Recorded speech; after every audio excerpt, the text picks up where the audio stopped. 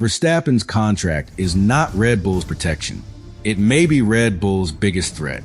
Because yes, Max is signed until 2028. But hidden inside that deal are performance-related clauses, and that changes everything. Red Bull is 4th in the Constructors' Championship. Verstappen is only 7th in the driver's standings. Mercedes, Ferrari, and McLaren are all ahead. And the car that once made Max untouchable has become the reason everyone is asking the same question. Why would he stay? Mekies can say there is zero concern, but the clause says something different. It says Red Bull must earn Verstappen's future every weekend. And Max is not asking for loyalty speeches. He is asking for proof. Proof the car can win again.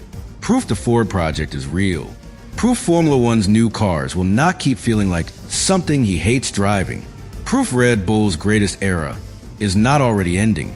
Austria should be their fortress. Instead, it may expose the door Max has been keeping open all along. Subscribe to the channel. Red Bull should be using Austria to remind everyone who they are. Instead, Austria may remind everyone what they could lose. That is the uncomfortable truth sitting underneath Verstappen's contract story. The Red Bull ring should feel like strength. It should feel like history. It should feel like the team's own private stage, the place where the brand, the crowd, and Verstappen's past victories all come together to create the image Red Bull wants the world to see.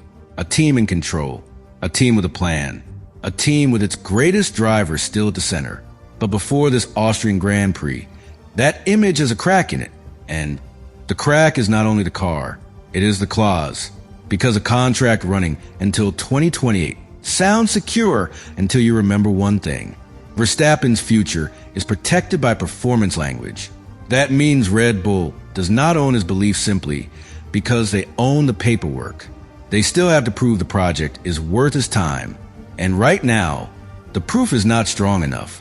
That is why this situation feels so different from a normal driver rumor.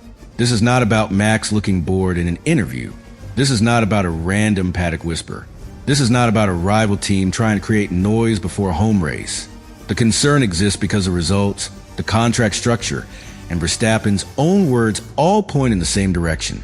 He is waiting to see if Red Bull can recover, waiting to see if the Ford Power Unit project becomes real, waiting to see if the new regulations become something he can live with, waiting to see if Mekies can lead the team into a future that still feels like winning. And that waiting is what terrifies Red Bull, because Verstappen waiting is not passive. It is pressure. Every race becomes part of his decision. Every upgrade becomes evidence.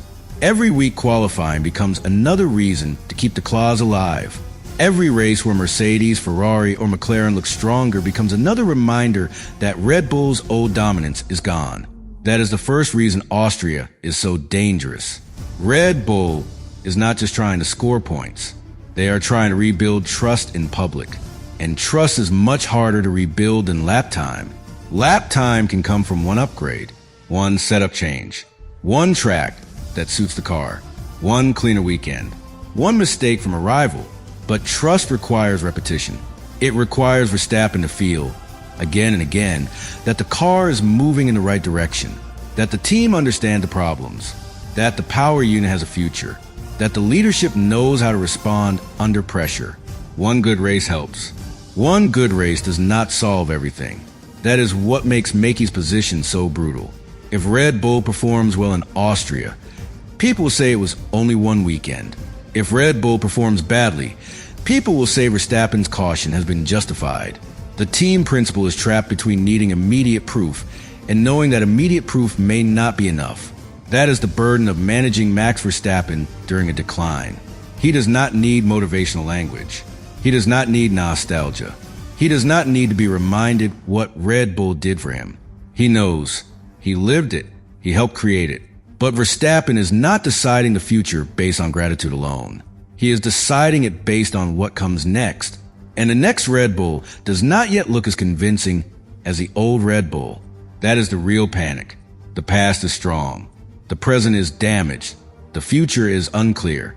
And the clause sits between all three. For years, Red Bull's pitch to Verstappen was simple without needing to be spoken. Stay here, because this is where you win.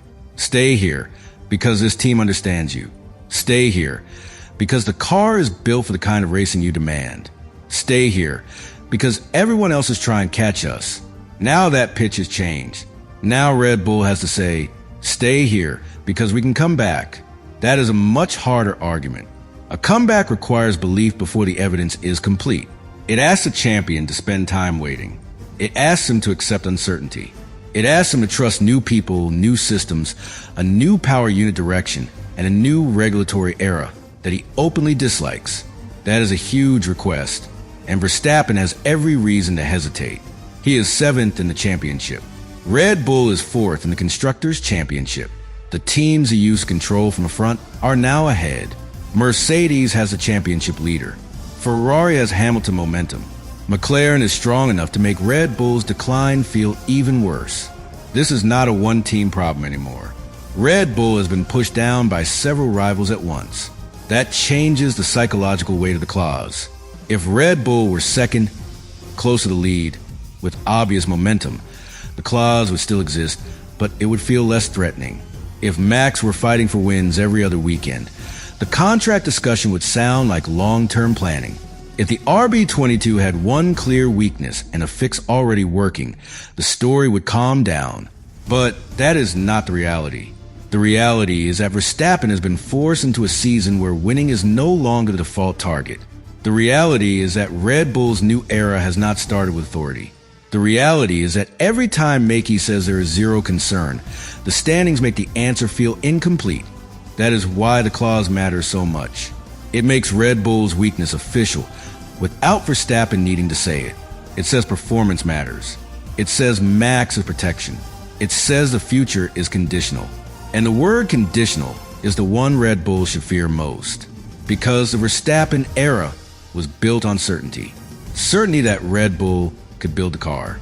Certainty that Max would deliver the result. Certainty that the team's internal structure could absorb pressure. Certainty that the rest of the grid had to react to them. Now, everything feels conditional. If the car improves, if the power unit develops, if the rules change, if Verstappen enjoys the racing again, if Mekies earns his trust, if GP Lambiase stays long enough, or if Red Bull can replace that relationship, if Red Bull can return to the front before Max decides the wait is no longer worth it. That is too many if for a team that once lived on inevitability. And that is why Austria is not just another race. It is a public test of whether Red Bull still has enough force to make Verstappen believe the rebuild is real. The home race intensifies everything.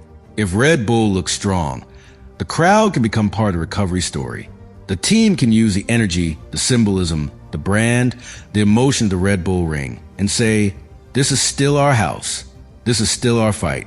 Max is still pushing. We are still coming back. But if Red Bull looks weak, the same setting becomes painful. The banners become reminders. The crowd becomes pressure. The home track becomes a mirror. And every camera on Verstappen becomes part of the contract story. That is why Mekies cannot simply manage the race. He has to manage the meaning of the race. A normal team principal can survive a disappointing home Grand Prix by talking about upgrades, data, and the next opportunity. Mekies has to do all that while also protecting the idea that Verstappen's long-term future is still safe. That is much harder, because Verstappen's refusal to rush beyond 2028 is rational. It is calm. It is difficult to attack. He is not saying something outrageous. He is not behaving like a driver trying to embarrass the team. He is saying the contract already runs for years, and there is no reason to rush. On the surface, that sounds reasonable. Underneath, it is devastating, because it gives Red Bull nothing. No reassurance. No symbolic commitment. No removal of pressure. No signal to rivals that the door is closed. And that is exactly what makes the clause so powerful. The clause gives meaning to the delay. Without the clause, Red Bull could say Max is simply taking his time. With the clause, every delay feels sharper. It feels like a driver keeping his options protected because he does not yet trust what he sees. That is the difference. And Red Bull knows it because they reportedly wanted him to remove a release provision. He refused. That single refusal carries more weight than any polished quote. It tells the team he is not ready to surrender leverage. It tells shareholders the future is not fully locked. It tells rivals the story is alive. Most importantly, it tells Mekies what kind of proof Verstappen needs. Not promises, not presentations, not speeches about patience. Proof on track. But proof on track is exactly what Red Bull has struggled to deliver. The RB22 has not given Max the feeling of control he expects. The new generation of cars has forced more management, more compromise, more frustration. Verstappen has criticized the field of regulations, saying the cars are not very Formula One-like, that they're not a lot of fun, that they feel too much like management rather than pure racing. That is not just a driver unhappy with his team's form.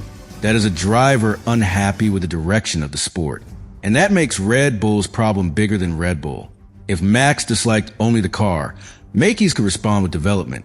If he disliked only the power unit, Red Bull and Ford could work toward recovery.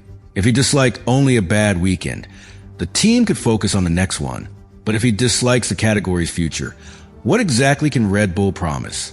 That is the terrifying question. They can promise effort. They can promise upgrades.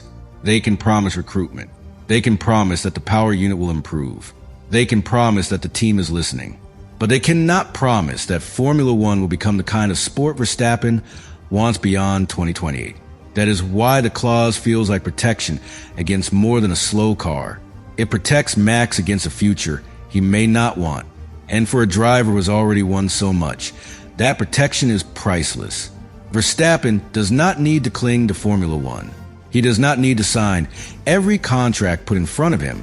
He does not need to stay to prove he is elite. He already is. That freedom changes the entire negotiation. Red Bull needs him to believe. He needs Red Bull to prove. Those are not equal positions.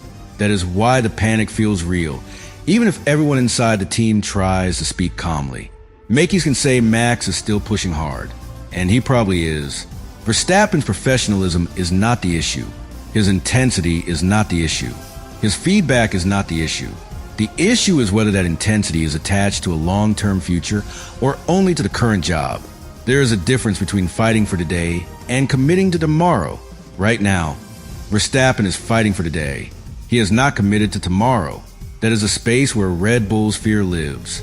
And Austria could widen that space. If Max has another race where the car cannot fight the front, the questions become louder.